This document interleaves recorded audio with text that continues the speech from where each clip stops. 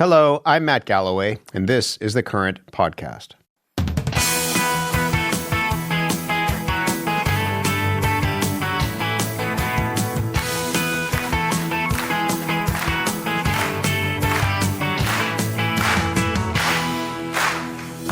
As we made the drive through the snow-covered trees of Quebec's eastern townships yesterday, an hour and a half southeast of Montreal, it was like living in a Christmas card. You know, at the risk of creating a national incident, I don't know of a prettier place in Canada right now than the one we are in.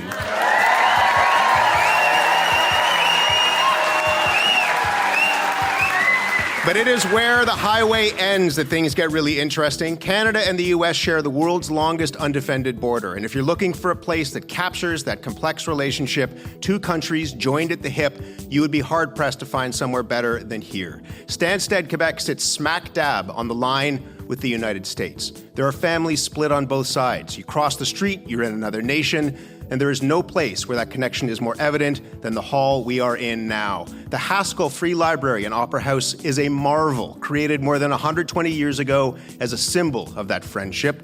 Gets its hydro from Canada, its heating oil from the U.S. The border literally runs through it, defined by a faded line of black tape. And in this theater tonight, the audience is on both sides of that divide. A few guests even have their feet in Canada and their butt in the U.S.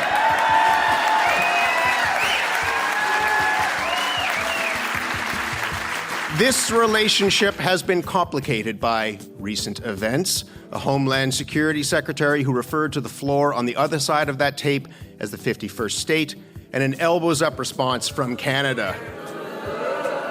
And yet, we are neighbors. We need to figure out some way to make this work. And so that's why we came to the Haskell, to hear how folks in this community are doing just that. In a moment, the best-selling author, pride of the Eastern Townships, Louise Penny, whose new novel has a pivotal scene set in this very hall.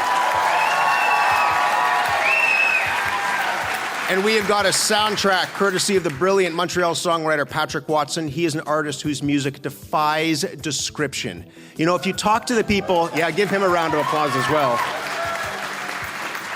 If you talk to people in this town, as we have over the last few days, they will tell you it's always been two countries, one community, but they'll also tell you that things are different now. We are here to talk about what happens next. Live from the Haskell Free Library and Opera House in Stanstead, Quebec, my name's Matt Galloway, and this is The Current.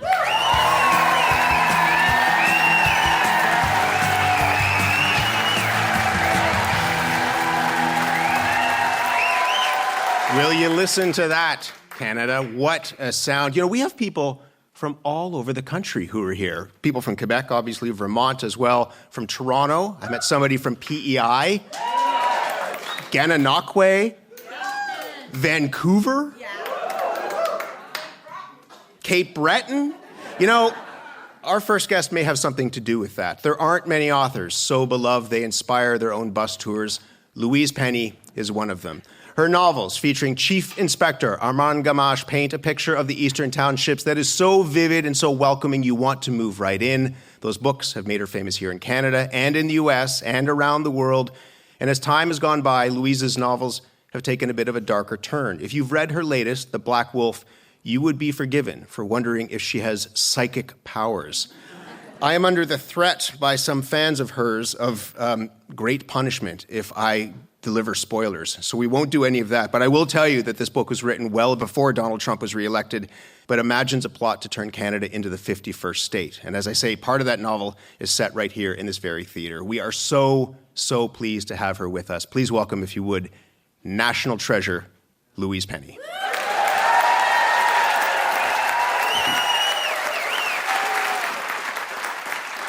How are you? I'm really, I feel like I want to go out and come in again. Can I just keep doing that all night? This is wonderful. What a great audience, and so attractive. You know how to win a crowd over. This place, I mean, it's a beautiful theater. What is this place, the room that we're in right now, what does it mean to you? It means exactly what you were saying. It means unity. It means community. Where there is a border, but there is no border. It's bricks and mortar, but it's so much more than that. This is a heart and a soul. I mean, it's wonderful that it's art that is bringing people together in that way, too. Right? Yeah. That it's a library and also a library and a theater. Who attacks a library? No, honestly. Because people may not know.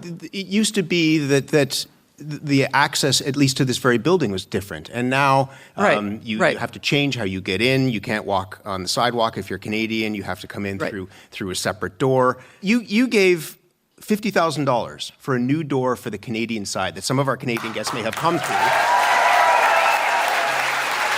Thank you. You said... I do just want to say that the reason I could afford to do that is because of your support. Because financially, I've been so fortunate over the course of a 20-year career. And so it just seemed natural, absolutely natural to say thank you and give some of, not all of it, give some of it back. You also said, creating the new door, these are your words, it's like giving the finger to the current administration. You close one door, we'll open another. Well, how symbolic are doors? Doors. They closed a door. And how elegant is the solution on the Canadian side, totally supported by the American part of the organization here, to just say, well, that's all right, we'll just open our own. And that's what happened. You're good friends with Hillary Rodham Clinton. You wrote a book with her. Yes. Have you had any conversations with her about what's going on right now? A few. Yeah. Would you care to share the tenor and the tone of those conversations? I mean, well, she loves, first of all, I do want to say she loves the Eastern Townships. She loves coming up. She was here this past summer, and she said that it's the first time since the inauguration that she's felt safe. Wow. And I've never heard her say that before. I think she's afraid for the first time physically, but she is certainly afraid for the American democracy and the American Republic. As I mentioned, there's a scene in the book that takes place here, and we can't give anything or too much away. What I will say is that Armand comes here. He has to meet someone, an American, but he can't cross the border, and he's thinking, how is that going to happen? And then he remembers, of course, the Haskell. But the conceit is that he's coming here to see a show. So I decided the Haskell Opera House would be putting on Billy Bishop Goes to War. These are the things you can do. Use your imagination. Because I am God. In your books, yes. You started this book before Trump was reelected, right?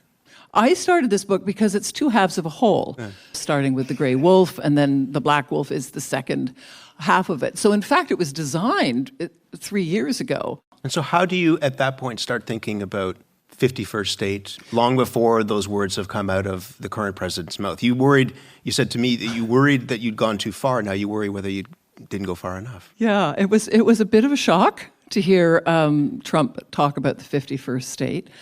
It just, if you read the book, you'll see that it just seems, I hope, like a natural progression. And then when it actually happened in the real world, obviously as a Canadian, I was appalled.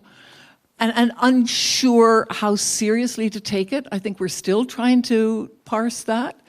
The other part was obviously thinking more personally, if this is in my book, are people going to think that I've simply ripped it from the headlines and ripped it off and taken advantage of what is a very shattering experience? How seriously should we take it, do you think? That is a really interesting question. I think it would be foolish to underestimate what he's capable of. I think that there is not a country that's been invaded, the peoples who have been targeted, or an individual who's been rounded up who hasn't looked back and thought, what did I miss? Where was the moment when it could have been stopped? And I think we're living through that moment right now. And I think it behooves all of us. Certainly behooves me, because I'm 67. I am 20 years into a career that is so overshot any of my expectations. If I don't stand up, and I am in a position where I can, then shame on me. I think it's time that we stood up, those of us who can do. Can I ask you about that career that you say has overshot all reasonable expectations? You left the best job there is. You were a CBC radio journalist. Oh, does anyone here remember me from Radio News? The 1 o'clock time signal at the sound of the long dash. Beginning of the long dash. Seconds of silence. Yeah, it was a great career. I mean, part of it is about a gamble. Like, you think you can do this? And you wonder what's going to happen. To go back seriously to the career, do what you do. You do it because you, are brilliant, but you also listen. You listen closely. And that was a great gift for me, to be able to listen for 15 years to people who were, something extraordinary had happened in their lives. They don't end up on the show without something wonderful or bad happening. So you get to see people in extremis. And as a writer, that is extremely helpful. And you get to hear how people talk and express themselves. So it was really great. But I eventually, after the Quebec referendum, and it was so close, and everybody was shattered. Nobody felt like they had won. I had had enough. I had crossed a line. And so I quit with my husband's support, and wrote. And it was something I'd wanted to do since the age of 8, and put off for fear of failure. Fear has been such a tyranny in my life, and I finally really had to say now or never. And then I ended up realizing that what I needed to do was not write for my mother's approval, for my professor's approval. Just write a book I would read. And if it's never published, if it's not any good, it doesn't matter. The contract with my 8-year-old self is that it be written. Good for you, and good for us. I said at the beginning about the bus tours. You've created this world. We went yesterday to your cafe. Cafe Three Pines in Knowlton, which is built out of your imagination. We go in, and Louise is there with her dogs, Muggins and Charlie, and there are people who have arrived to say hello, and they want to talk to you, and you're very generous. Why is that space so important to you? You just seem so happy and at home there. Much like writing the books, I created the bistro, the Cafe Three Pines, which is meant to be a reflection of the bistro from the books. I was able to buy the building that the bookstore is in, because I didn't want someone to buy it and maybe move the bookstore or evict them. And then I realized that the basement was empty. And I thought, all these great bookstores that I get to go in when I'm on tour, many of them have cafes attached. So I thought, we'll attach a cafe. It's one of those things that sounds good, right? Until you start. But it has become more than the sum of its parts. It's become a safe place, I hope, for people, where diversity, equality, and inclusion are important, where goodness exists.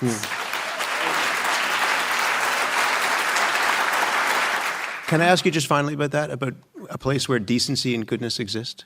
Is it hard to find that now? There's a lot of bad news, and yet there's joy that's around you. There is joy. You really focus on that. Is it hard for you to find? Because it's so easy to stand in the shadows, because there you can hide in the shadows.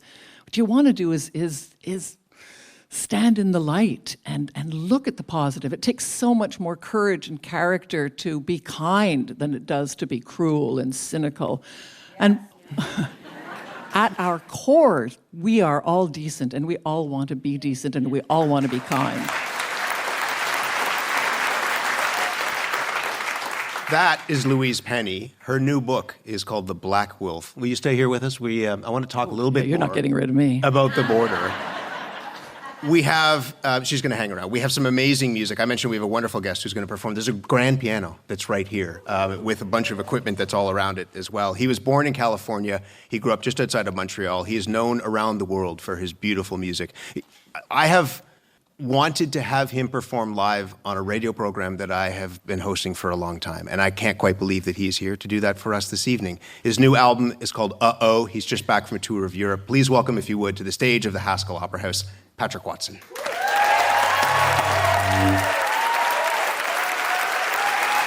Thank you for being here. Such a pleasure.